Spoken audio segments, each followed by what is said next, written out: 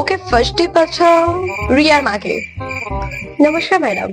নমস্কার madam. Madam আমার মেয়ে পড়াশোনা করছে তো এখন?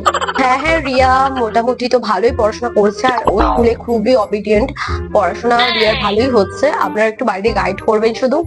হ্যাঁ হ্যাঁ ম্যাডাম, আমরা তো সবসময় বাড়িতে ওকে গাইডেই রাখি, একদম বুঝতে পারছেন তো? আপনাদের উপর কিন্তু সব দায়িত্ব। আপনারা মারবেন, ধরবেন, যা খুশি করবেন, দেখবেন রেজাল্টটা যেন ভালো হয়, ব্যাস। ওই আমার ওরকম কোনো ইচ্ছা নেই যে ফার্স্ট হতে হবে, র্যাঙ্কের মধ্যে হতে হবে। পড়াশোনাটা একটু তো শেখার দরকার, বলুন। আমি কোনো কিছু বলবো না ম্যাডাম আপনাদের, বা যদি পড়াশোনা না করে ম্যাডাম, মারবেন, ধরবেন, যা খুশি করবেন। আমি ওরকম নই যে আপনাকে এসে কিছু বলে যাবো ম্যাডাম। আমরাও এইভাবেই মানুষ হয়েছি, এই আমার ছেলে মেয়েকেও এরকম ভাবেই মানুষ হয়।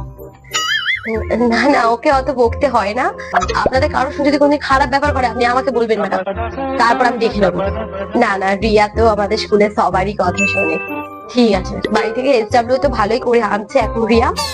হ্যাঁ ম্যাডাম, আপনি একটু দেখে শুনে নেবেন। হ্যাঁ হ্যাঁ হ্যাঁ, আমরা তো দেখবোই অবশ্যই।